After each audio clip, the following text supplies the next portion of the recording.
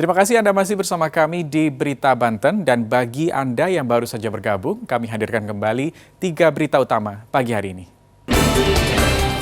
Petugas Bandara Suta gagalkan pengiriman pekerja migran ilegal.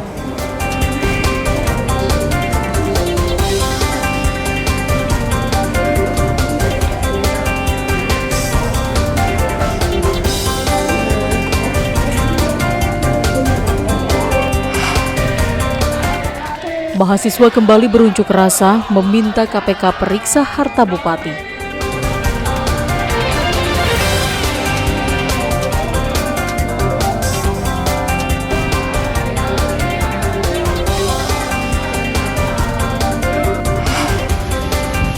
Diduga korsleting listrik, gudang perakitan filter mobil terbakar.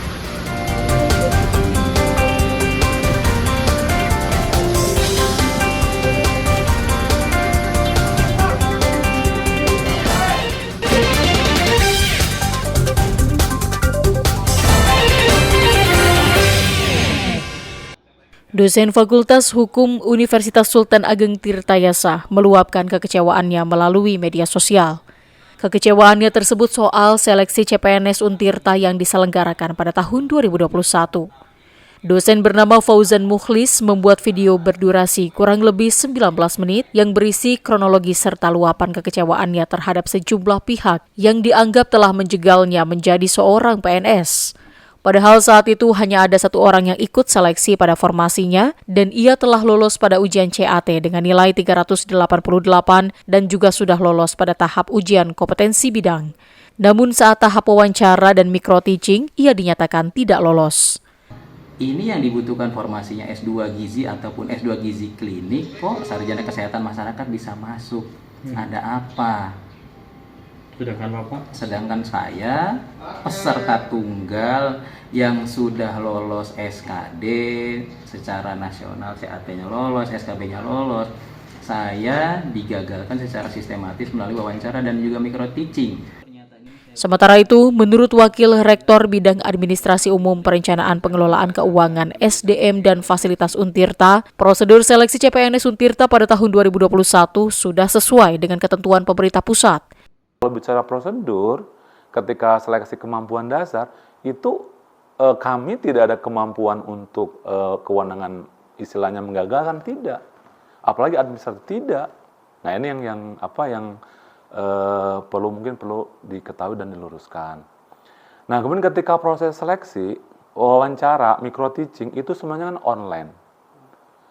Pak Rektor saja selaku penanggung jawab di Untirta itu tidak punya akses untuk ikut gabung ke seleksi tersebut. Dalam videonya tersebut, Fauzan Mukhlis juga meminta bantuan pejabat pusat untuk membantunya memecahkan permasalahannya. Ariel Maranus dan Rizal Ramdhani melaporkan dari Kota Serang.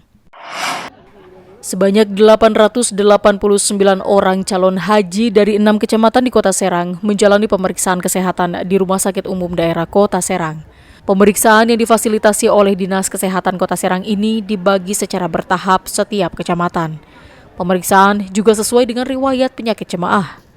Para calon haji ini menjalani berbagai pemeriksaan seperti berat dan tinggi badan, tensi darah, hingga mendapatkan vaksin meningitis untuk mencegah peradangan pada otak.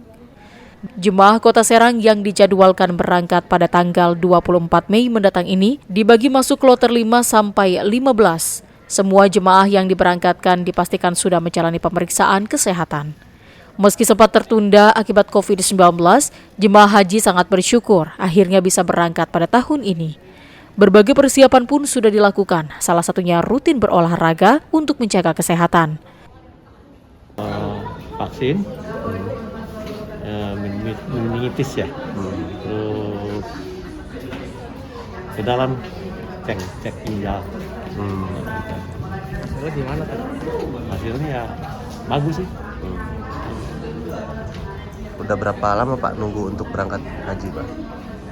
Dari 20. Saya dulu berangkat 2020. Pemerintah Kota Serang juga berharap para jemaah lancar dalam menjalankan ibadah haji dan kembali dengan selamat. Sekarang ini yang pertama adalah ditanya-tanya sesuai dengan pengecekan pertama riwayat penyakit, kemudian juga kalau ibu hamil ada tes urin, kemudian sekarang semuanya itu disuntik meningitis. Ya. Insya Allah kloter 5 sampai 15. Ya. Pemerintah Kota Serang juga sangat berharap agar kuotanya ditambah agar daftar tunggu para calon jamaah haji tidak terlalu lama. Ariel Maranus dan Rizal Ramdhani melaporkan dari Kota Serang. Balai Besar Karantina Ikan dan Pengendalian Mutu Jakarta menyita ribuan ekor ikan yang masuk ke Indonesia lantaran tidak memiliki dokumen lengkap dan tidak memenuhi syarat kekarantinaan. Petugas juga menyita 1.406 ekor ikan koi asal Jepang yang masuk melalui pengiriman kargo Bandara Soekarno-Hatta Tangerang. Meski masuk ke Indonesia dilengkapi dokumen kekarantinaan, lebih dari 1.400 ekor ikan koi ini ditemukan terinfeksi penyakit golongan 1, yaitu Carp Edema Virus Disease.